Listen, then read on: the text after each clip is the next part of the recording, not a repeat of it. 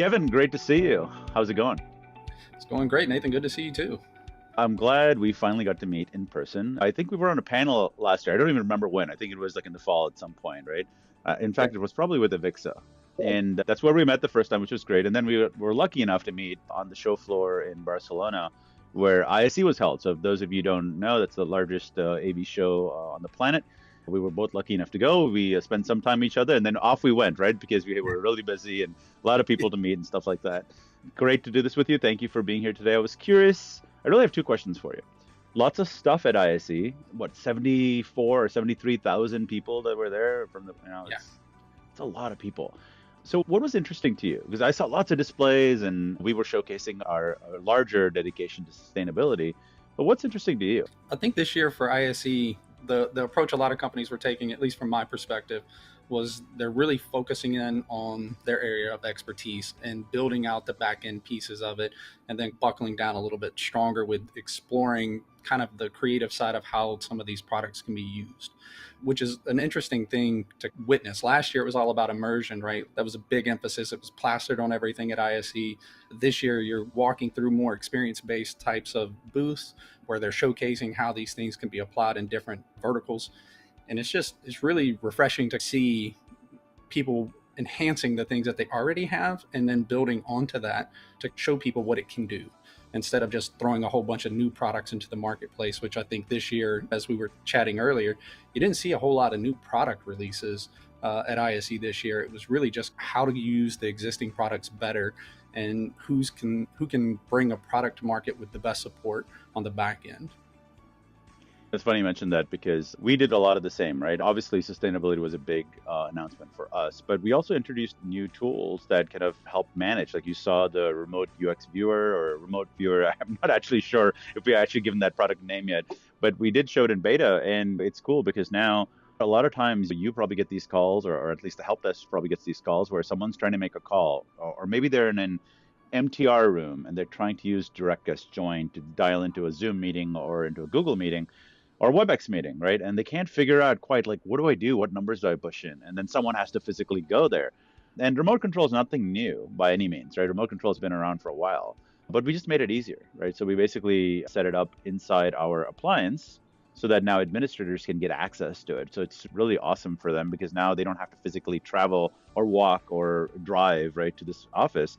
They can help the end user and they're off having their awesome video meeting just like that, with little interruption as possible. So we're trying to, like you said, we're trying to refine things, right? We didn't really announce anything really that was that new necessarily, but we did have new features in software, and we do believe that the software is really going to drive most of our innovation going forward. What about displays? I know obviously you do a lot of installation of these massive digital display panels and in terms of room design, hospitality, things like that. What was exciting to you? Because I will tell you that transparent OLED thing was freaking amazing. I don't have a use for it per se at home, although my wife would say I'll probably buy one anyway at some point. But for hospitality, for see-through kitchens, there's so many great things we can see with it. What was that like? What was like for you to actually see that? I think they did a really good job with how they positioned some of those products this year, because you did see a lot of it focused in the retail and hospitality type space. Check-in locations, they had a bakery set up in the LG booth. There were multiple vendors that had OLED technology on display this year. And it's just refreshing once again to see this technology that's been out for a while being utilized in a different way. That's really going to enhance the experience that people get when they go into certain places. And that's what everybody's looking for now. We've done the big major walls and things like that, and those are super cool. They get your attention, but what's next? And I think the OLED piece with the interactivity component to it is going to be something that is going to stop people in their steps when they walk into a space and see a floating screen with digital content that they can engage with. And they're showcasing these in different ways with different products behind them, and they're able to highlight spot details within the product that they're showcasing and allow people to engage with that in a way that we've never had before. So it's a simulated AR type of experience without having to put on goggles and all this other stuff. And it's really cool. The other thing that I think is interesting is that as this technology is getting better, some may say they're getting brighter, they're getting bigger in terms of size, but the energy efficiency is getting much better. And if you start thinking about direct view LED and how much less power it uses than these larger screens of the past, That alone is great for power consumption and obviously just the world in itself in terms of using less power and being more conservative. And so I'm glad people are doing that. I'm glad we're doing that. So the other question I had for you is now that we've seen all the stuff, we've seen all the cool gadgets and the great big screens and all the different new technologies that are out there, what do you think customers are going to do differently this year? Because last year was like this mad race back to the office or hybrid or some version of hybrid. And I think people are still trying to figure that out a little bit this year, but I'm curious as to, are there any things that customers are asking for you? These are the 5 top things we have to get accomplished this year. What are your thoughts on that? What we're seeing on our side is how do we support it? Now that we've answered the call to get people back in the office, we have the hardware in place and the platforms in place to allow for hybrid, to allow for companies that we interact with that may be hybrid, even though our company isn't. We have the BYOD platforms in place. Like, we have so much of this technology in place that customers are really concerned more so now about how do we manage and support this moving forward, especially as we start to pivot away from the traditional methods of video conferencing that we were mostly familiar with, TMS and backend management systems that allowed us control into those systems remotely.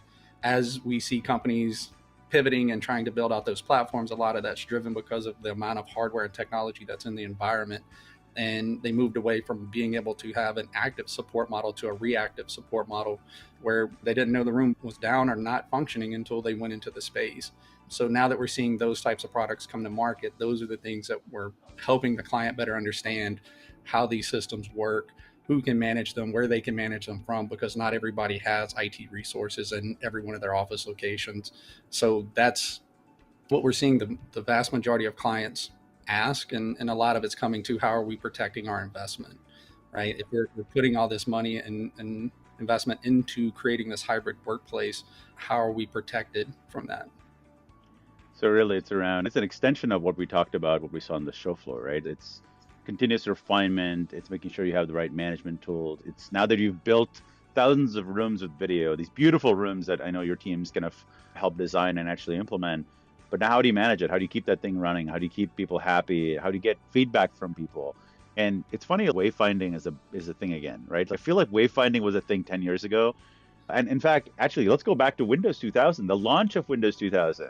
If you remember, like they had this one thing in Active Directory where they had all the rooms laid out and you're like, wow, you can actually navigate to a room. That never happened for a decade after, right? No one actually implemented it. But now it's becoming a reality because you got the smart sensors, you got the video bars, you got people counting, you've got all these different sensors now that you can actually make use of. And the platforms actually are getting much easier to use. I'm glad people are focused on it because I think it is an important part because you don't want to get people frustrated. You walk into the office, you want to find your space or you want to find a space, right? You don't want to spend 20, 30 minutes like we used to do in video calls. Like, how do you set up this call and how do you join a call? But that's all a thing of the past now. At least I hope so, right? But it's exciting to see. Yeah, and a lot of that's being driven too by the hoteling aspect of the hybrid work culture, right? Where am I sitting and how do I find that location? We're asking people to come back into the office, but we're not giving them a roadmap of where they need to sit or how their life's going to be in the office. And a lot of the hybrid environments that we're creating, they're just touchdown spots. People don't have a place to store files. They don't have pictures of their family. They don't have a whole bunch of paper clips and stuff. Everything's digital now. Like, COVID forced a lot of adoption and technology, which is really great for everybody. But the wayfinding, I think, is making a pretty big comeback now just based off of that, the hoteling side of desking. It's about time because if we're going to have this 1 day in the office, 5 days in the office, 3 days in the office, occasionally come to the office, I'm in all those boats at this point, and I'm sure most people in the US are. We need a better way. And I think it was a nice to have in the past. I don't think it's a nice to have anymore. Now you really need to have this technology. Otherwise, you're just going to get people frustrated. And plays into everything, right? It plays into facilities, it plays into HR, and people management, obviously, and tech as well. Kevin, great to see you. Thanks for giving us some of your perspectives. I'm sure everyone will enjoy that. And especially not everyone got to ISE, unfortunately, this year, but this hopefully will give them a little bit of a glimpse of what they missed and how we can move forward this year. So great to see you, and thank you so much. Absolutely. And thanks again, man. I appreciate the time. All right. See you guys later.